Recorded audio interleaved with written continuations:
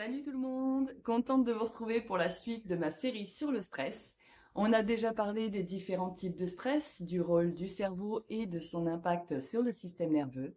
Aujourd'hui, on va voir comment le stress affecte notre corps, de la tête aux pieds.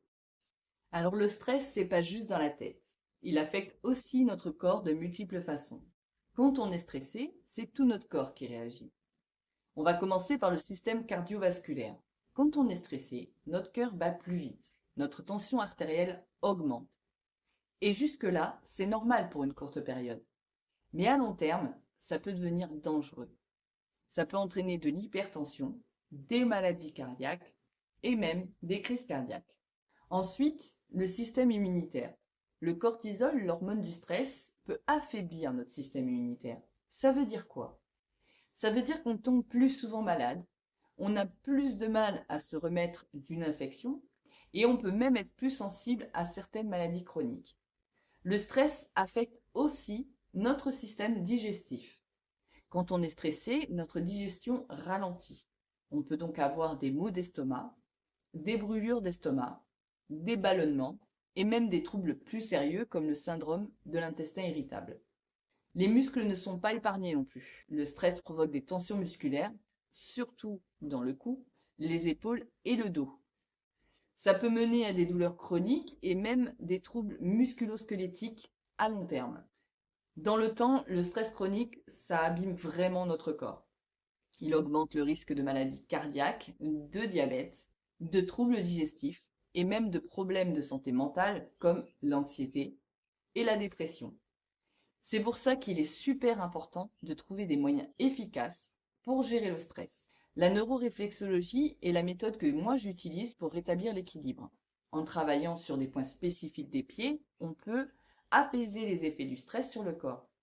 Par exemple, en stimulant certains points réflexes, on peut aider à réguler la pression artérielle, renforcer le système immunitaire, améliorer la digestion et relâcher les tensions musculaires. La neuroréflexologie fonctionne parce qu'elle permet d'activer des zones spécifiques du système nerveux par le biais de points réflexes sur les pieds. C'est comme si on appuyait sur des boutons qui envoient des signaux à différentes parties du corps pour qu'elles se détendent et qu'elles se rééquilibrent. C'est pas seulement relaxant, c'est aussi très efficace pour aider le corps à se régénérer et à fonctionner correctement. En plus de la neuroréflexologie, adopter des habitudes saines peut faire une énorme différence. Donc faire de l'exercice régulièrement, manger équilibré, bien dormir et prendre du temps pour soi, c'est des moyens efficaces pour gérer le stress. Par exemple, une promenade quotidienne, une session de yoga ou quelques minutes de méditation chaque jour, ça peut vraiment aider. N'oublions pas notre façon de penser. On a souvent tendance à se bloquer sur des choses qu'on ne peut pas contrôler.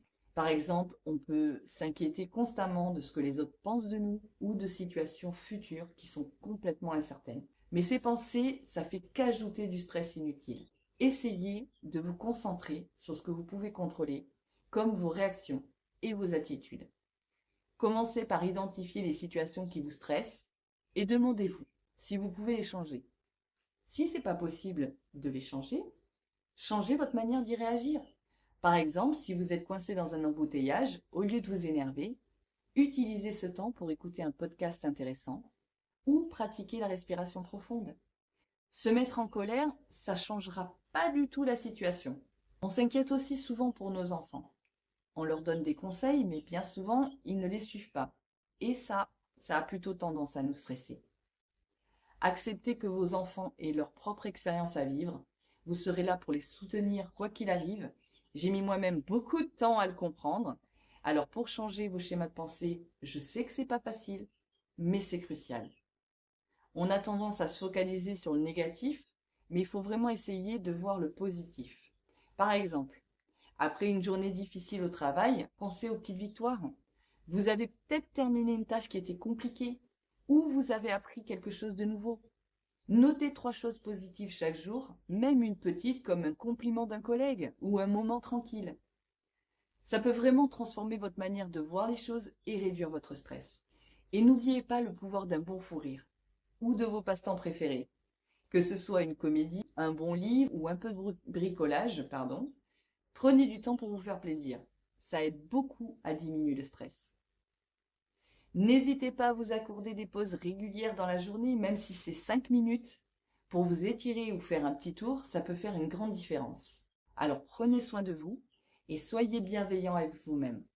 Voilà, vous avez maintenant un bon aperçu de comment le stress impacte notre corps et comment la neuroréflexologie peut vraiment aider à retrouver l'équilibre.